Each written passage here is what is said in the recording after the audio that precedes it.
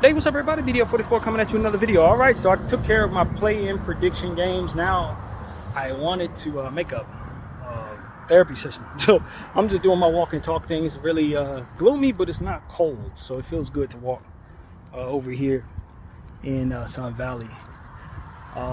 It's a couple of things I got going on. Today is my buddy's Farais. He's going to be having that barbecue I've been telling him I want them to have for the longest. I've been saying, yo, let's have a barbecue. You know, my boy T's been really, they always barbecue very well. Now, I've been trying to get them to do this. Unfortunately, they do it on the day when I have room stuff going on. So I wasn't able to necessarily make it.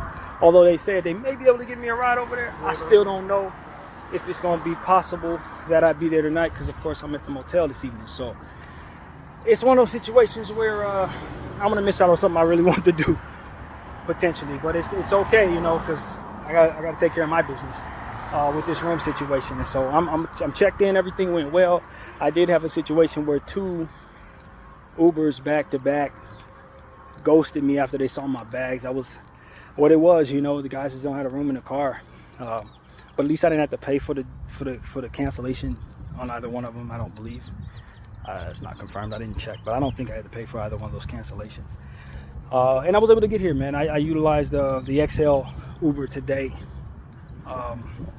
just to make sure that it didn't happen a third time.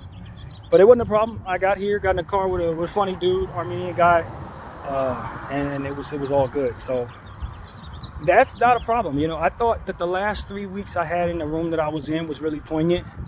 I thought that I felt some of everything in that 3-week period, and it felt like 6 weeks in that particular room.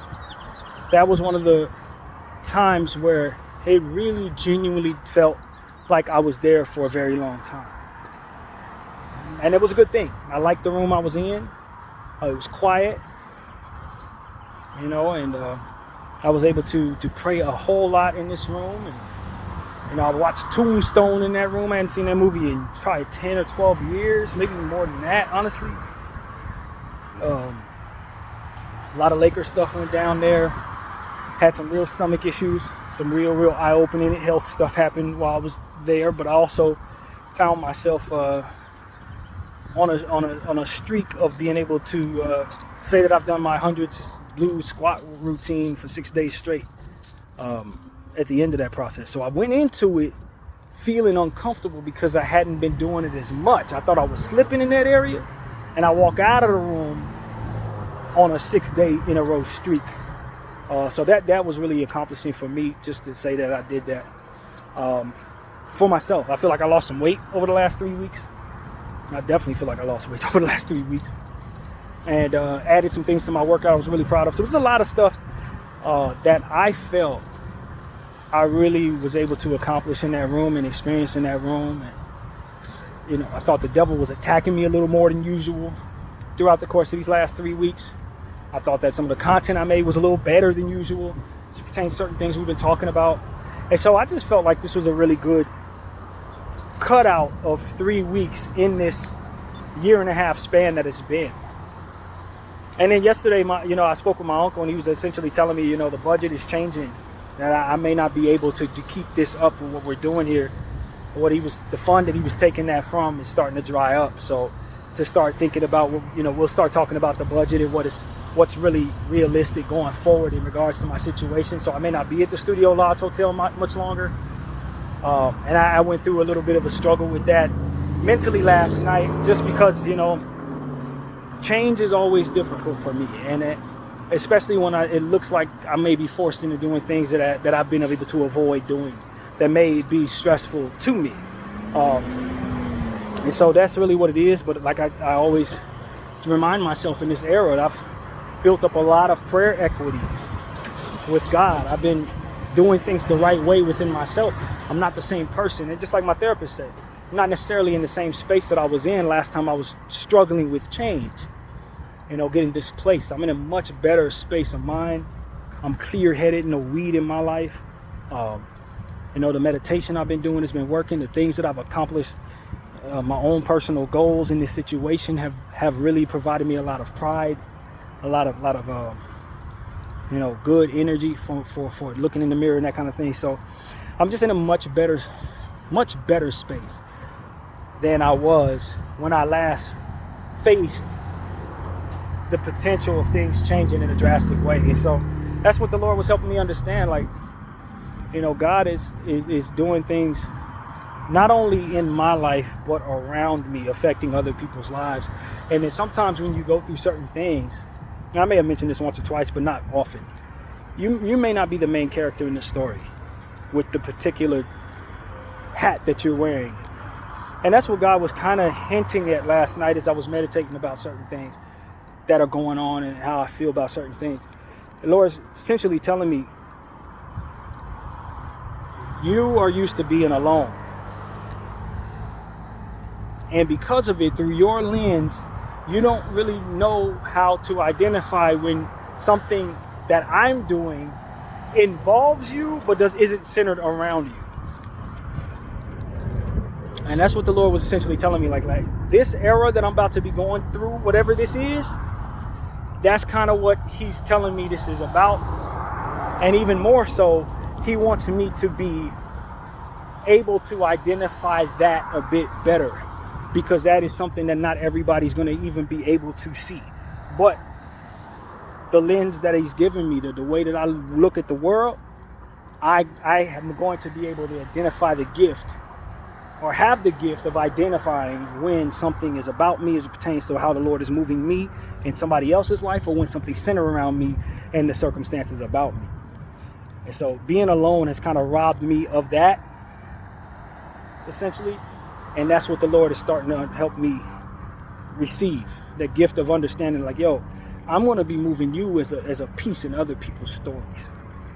And the story that the life that you've been on and how it's been for the last 15 years with you being alone, it's been all about you. You kind of, you felt it's been all about you. You've perceived things being about you because you're the only person in the story. But let me involve you in other people's lives. Let me give you some insight.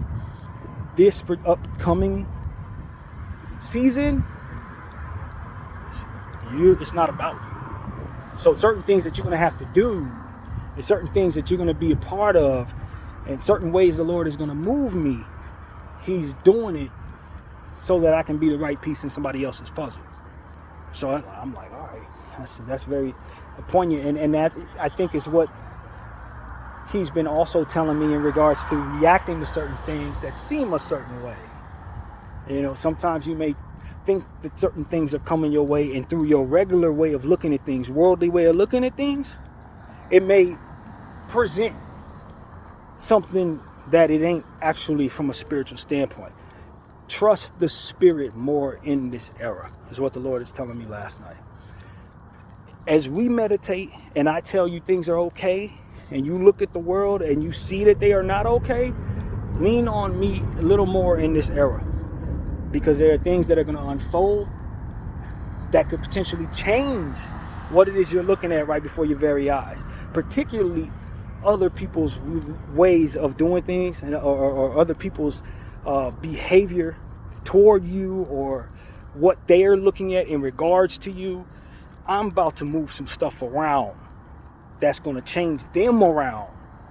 And as I do, you having this knowledge is going to help you support them, or help you be who you need to be in their lives a bit better.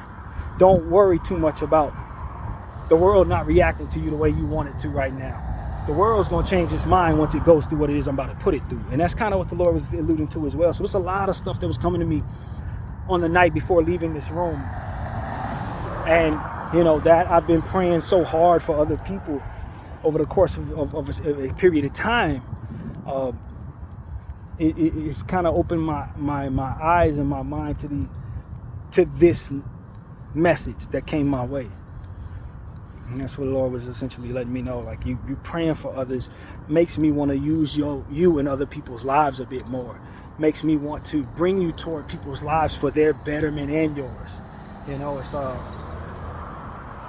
Lord was telling me something. He was like, you're good for what I'm asking you to do, because of what you've proven to yourself, and of course to him, for which is he already knows what you're capable of. But to prove it to yourself and furthermore display what it is he knew was inside of me, to be in certain people's corner. And that's what the Lord was telling me. He's like, that you're good for the people that I'm putting in your life, because you have shown to me that you are prayerful and on their behalf in a way that is rare. So I'm not removing you from certain situations because I want you to be there for those people that you've been praying for, I guess is what I gather. I want you to be there. I'm not removing you. It may look like you're gonna be removed from their life, but understand that you ain't going nowhere because you've proven to be one of their best spiritual allies, and I'm not interested in moving you from their life. That's kind of the type of stuff that was coming my way last night, man. Very, very poignant stuff. And so that's what God is kind of telling me. Don't worry too much about what it looks like, because I'm about to switch some things around and it ain't going to look like that much longer. And people are reacting the way they're supposed to react to certain circumstances, naturally the way they are today. But their lives are going to change, their minds are going to change, and what they're looking at is going to change with it. And as it does, you're going to fit right where you need to be with this faith that this is true already in your skull. That's what God is telling me. Like, don't worry about certain stuff. Your intuition can tell you certain things, but let the Spirit of God override that intuition, because the intuition is true, but it only detects what's in front of you. It ain't detecting what's coming. God is going to tell you, if he chooses to, something's coming. Your intuition and your instincts and your smarts ain't going to be able to detect the future. And so that's kind of what the Lord's telling me, man. Stay close. Stay close and understand that you stressing over change does not mean that what you think is coming, that you should be stressing over that change, that you won't adapt so comfortably to what it is we're about to send you into, that you won't want to walk away from that for which you've yet to get into. Because that's what I was thinking about last night. Like, every situation when it was time for me to leave a place that I lived in, it's always the same repetitive situation, way of reacting to it for me. When I first moved from the place that I had lived in since I was 16 years old, I didn't necessarily want to leave. I didn't want to leave. I was not happy about leaving until I saw where I was moving to. Then after that, I was all in. But I had a great deal of resistance and fear of the change. When I finally got to where I was at, I got comfortable to the point where I didn't want to leave there. And then when it was time to leave, I went through a great deal of resistance to being displaced from that place. Change. Wasn't up for it. Didn't want to go wherever I was headed. Didn't even know where I was headed when I left from the second place I was living. Oh, I take that back. I knew I was going to my mom's condo. It was during the time my mom was very ill. There was a lot of stuff going on that wasn't good in my life at the time. But just the same, I was very locked in to where I was living. I had been there for 10, 11, 12, however long it had been. I didn't want to leave. I did not want to leave. But just the same, it was one of them situations where it was like, yo, it's time for you to go. You've worn out your welcome in this place. Now it's time to get out of there. And new change is coming, and you'll adjust to that too. Well, sure enough, when I got to my mom's condo, it was some difficult adjustments. Things were not good, but I was there getting used to the way I was living, just kind of like it is right now. Things aren't good, but I'm used to it, that kind of thing. And then when it was time to leave there, it was a lot of anxiety and fear.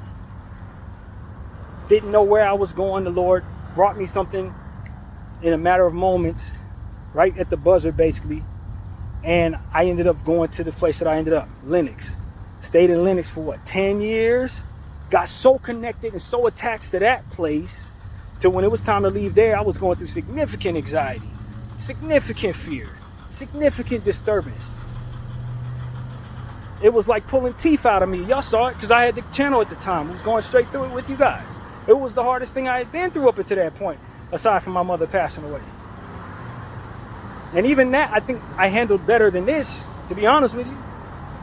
Never experienced so much anxiety in my adult life as I did when I had to move on from Lenox. And sure enough, I moved on from Linux, went through the process of getting used to being in this situation, and now I'm in this situation. Comfortable, not necessarily comfortable about moving on from this situation. Because of the anxiety and the fear of change or whatever's to come, or having to do things I don't want to do to keep myself ahead, or whatever I think it may be. There's always some stress when it looks as if I'm about to leave where I'm at. And sure enough, when I fast forward, every single time I find myself used to where I end up, only to go through that cycle again when it's time to move on from there. It's time to start seeing the pattern, is what the Lord was showing me. And it's time to start removing the unnecessary fear and distrust of being moved on from a space, or displaced, or ultimately just moving. It's time to start seeing the pattern, understanding how each and every time the anxiety and the fear and the sadness of moving on from a place never held any real weight any of those times, because I always found myself not only comfortable where I was headed, but very, very intentional on staying past the time the Lord wanted me to. Let's avoid some of all of that. Some of those negative things that come with this cycle, it's time to start seeing the cycle and understanding you can start removing some of the anxiety, removing the resistance to change, removing the overthinking and anticipation of negative things, and start inserting faith, inserting excitement, inserting prayer to connect with God, to show you how to handle what's ahead, how to remove those things from your mindset. And so that's what I was kind of going through last night. I don't really know how many more of these cycles I got at the Studio Lodge Hotel, but I have a feeling probably not many. And it feels like it's almost time to kind of move on from this cycle I'm in. My family's kind of telling me, yo, it's time to move on from this cycle we're in. And I otherwise am so comfortable that I don't want to. Even if it's not for my betterment, even if I was uncomfortable going into it when I first started having to go through that issue. It was uncomfortable going into it, but you always get used to it, and then you don't want to leave it. And so that's what I've come to understand. Like, just eliminate a lot of that. Turn to God for supplementing all of those different energies that come naturally to you in anticipating things being bad. And understand that if you stay close to Him, you avoid a lot of what will actually be bad in the situation. What will actually be bad, which a lot of times I don't anticipate. Or just the same, if I'm connected to Him, He will prepare me for it. And so that's what I've come to understand. You got to let Him guide you away from how your mind naturally reacts to different things that may seem like they're scary, or may seem like they're unstable ahead, or may seem like it ain't about to work out. Sometimes you got to let God remove some of that for which you bring to the table mentally from the equation, so that you don't go through unnecessary stress dealing with what is already written in your life, or taking on so much negativity about a circumstance when He's really only moving you around as a piece in somebody else's story, where He's really only giving you the strength necessary to help you hold somebody else up. And so these are the type of things help me understand, like, yo, this is what it's really about. It's not all about you and your pain. It's not all about you and how you're changing, or about your resistance and how you feel about things. Sometimes it's just about God moving stuff around. If you're close enough to God, He'll let you know that. He putting you through something so you'll have a certain amount of experience to share with somebody else who's going to absolutely need that experience coming from you specifically. And if you can't allow God to maneuver you properly, you ain't never going to be perfectly fit for the role that He wants you to play in somebody else's life. Or if you're too selfish to care about all of that, you're going to miss out on the blessing that He really has for you, and the fruit and the substance that comes from playing that role. A lot of us trick ourselves out of that role with indifference or selfishness. You know, we trick ourselves out of opportunities that people who care about us being there for us when we need them the most. The development of relationships that are deep in nature, people who provide you maybe tools for your next journey. A lot of times you don't know it, but you trick yourself out of being who you need to be to have that be a part of your journey. And a lot of the most difficult times in your life may come from somebody doing the same thing and not being there where they need to be to help your journey. This is what the connectivity of a relationship with God will help you fathom, so that you can be a part of certain things that really only bring fruit to your life and to how you view the world going forward as continued things can take place. So you can have more optimism about your life and all different types of things. A lot of us have the worst experiences in life over and over again because we keep on handling things the wrong way. And then we don't anticipate anything getting any better because of those experiences being so bad consistently. It's that we keep handling things the wrong way, that we keep on taking on such bad experiences in a lot of people's walks of life. We got to learn how to let those things that we do that make things worse go. And I think that's what the story of last night was about as well for me. Learning to let go. Not necessarily let go of your feelings like a lot of people talk about, or let go of, old relationships or whatever. That's not the type of letting go we're talking about. We're talking about letting go as in what you holding on to mentally that keeps you from welcoming other things into your life. It don't have to be nobody else. It ain't got to have nothing to do with anything else other than what's going on in the mirror. For me, it's not wanting to move on from situations without the resistance applied, the fear applied to that change. That's what I needed to let go of. And the Lord's been suggesting that to me for 3 days, or 3 weeks rather, throughout the course of living in this room in the last one. He was always in meditation telling me to let go of something. And in my mind, it was like, I don't know that I haven't let go of everything I need to let go of, or what it is you telling me to let go of, what I think you're saying, is telling me to let go of something that you told me to also believe in, and I'm confused. But I just needed the Lord's scroll to unfold a bit better so I could see it clearly.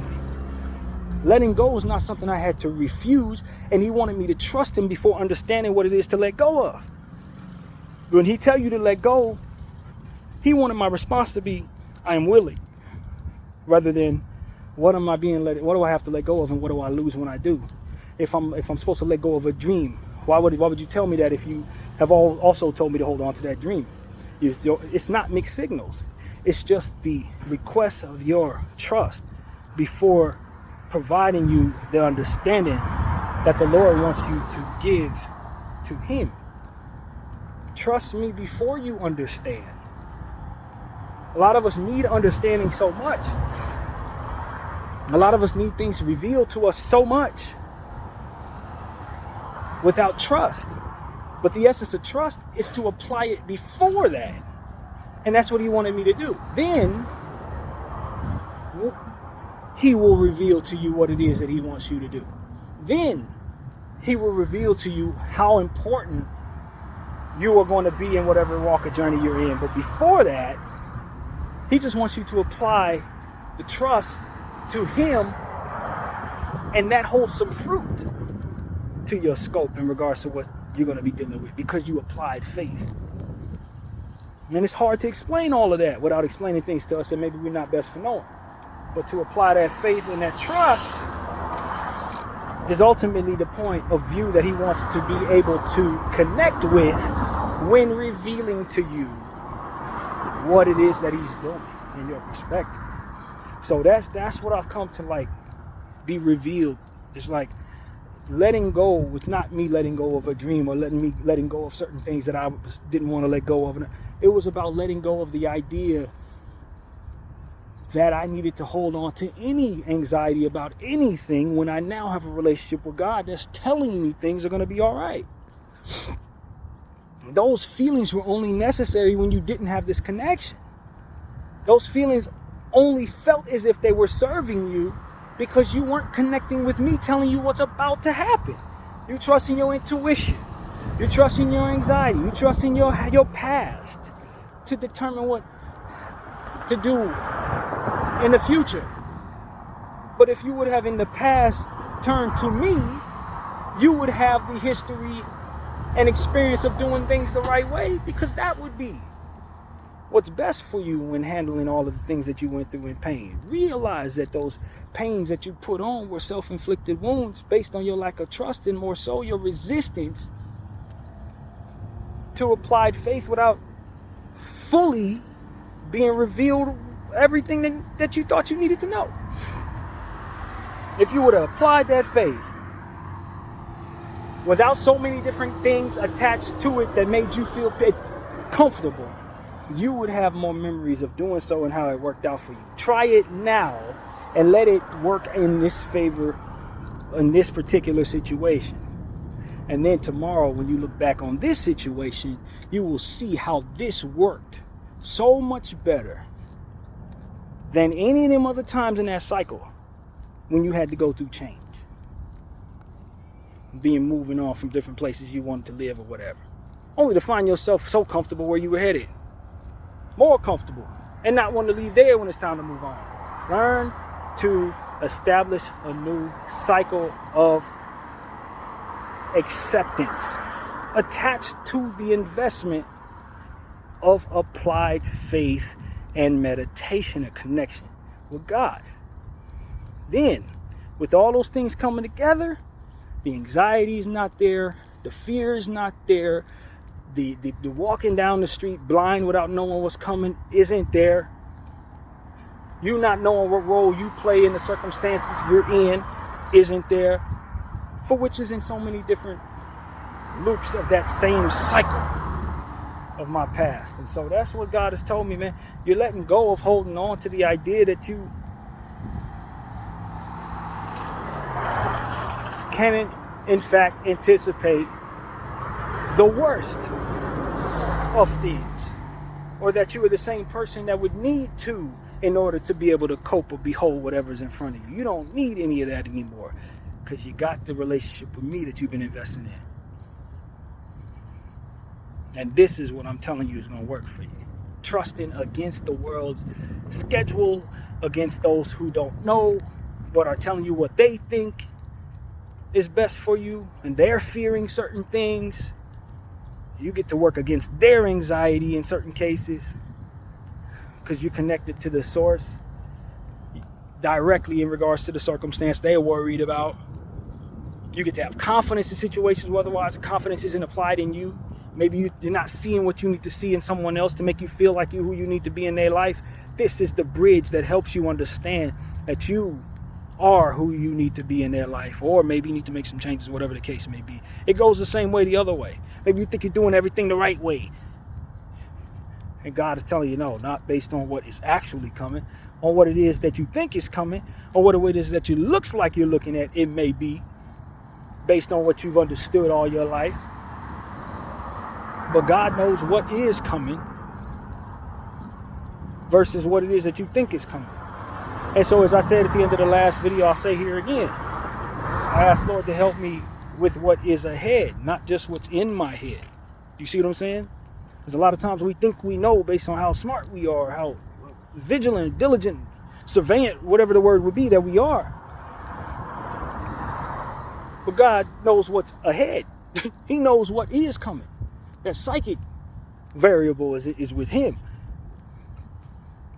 You don't have that. Hindsight is 20/20. Foresight is blind. And so to trust that truth more so than you trust that foresight, and connect with the one who knows to catch on to what it is that needs to go on, or how you need to play it, or whatever the case may be. So that is the story, man. That is exactly what it is I have to say about that. And it's hard. It's hard because there ain't nothing around you gonna tell you that. But that's also what the practice of applied faith without understanding is going to help you with. It's layered in the same essence of itself. That applied faith that the world is not going to be so screwed up in your life without you being able to brace yourself, so long as you're connected to a God of whom you're applying the same faith necessary in trust toward. You see what I mean? Like it's layered, but it's the same thing that you need to do. It's trusting God to guide you, bring you through, to prepare you, and to most importantly override that for which you think works that doesn't work, that really brings about the worst to you and toward you. So yeah, man, that's really what it is, man. And then on top of that, the Lord has been telling me like he's rooting for me in this era of my life. I felt like he gave me a confirmation in a way that a lot of what it is that I've been going through with my stomach and some of my dietary issues, some of the struggles I've been having there, was him punishing me for old things, as I pretty much thought. But I felt like I got some spiritual confirmation on that last night or the night before. I don't remember which night. And it was kind of like, yeah, that's kind of what this is. I was angry at you, and I needed you to understand, not only as it pertains to your own life, but in suggesting to others that I'm not playing. So certain things that you're going through because you were disobedient and furthermore against me at times in your life. And that this is supposed to punish you / teach you how not to do that. And if the punishment's hard enough, you'll really get it. If the punishment is harsh enough, you will really get it. But if I felt I didn't have any use for you, you would have been gone. And that's what the Lord was essentially telling me. I would have killed you off. I'd have taken your life rather than made it a little more difficult for you to eat certain foods. And even in eating certain foods, you're still enjoying your meals. Are you not? And that's kind of what the Lord was saying. Like, you enjoying your meals. You know, you're wired the right way for this particular punishment. You know, you're a monotonous eater anyway, so it's not like you love a variety and must have a variety of it. And so it's like, yeah, you're right.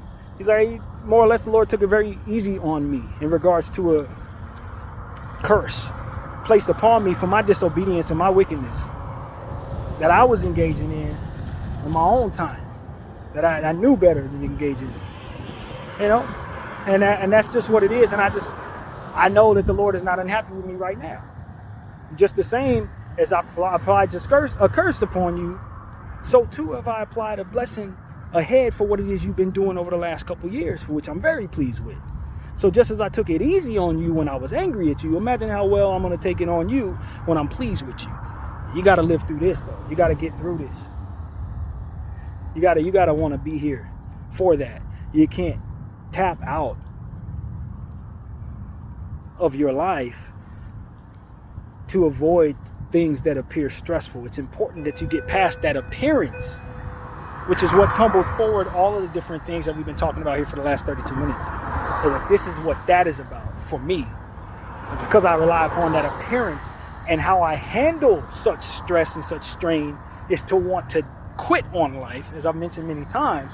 The Lord doesn't want me to quit on life this time for a million reasons, but centered around the fact that what it is I think is coming when I think the worst may not necessarily be what this is about. And so that's how all that came about. So yeah, man, I'm telling you, man, the Lord is using me, man. I know it's because I invested in prayer for others. I believe it is anyway. I can't confirm that that's what is going on with me and why I think I understand certain things. But I know that that's what got me as close to God as to believe that could be the case. It's praying for other people. Consistently. People I knew, people I didn't know, people I didn't expect to ever meet. Pray for them like I was their ancestor. Consistently. Twice a day for years. Like, that type of investment in the Holy Spirit will make him choose you for certain things. It just will, man.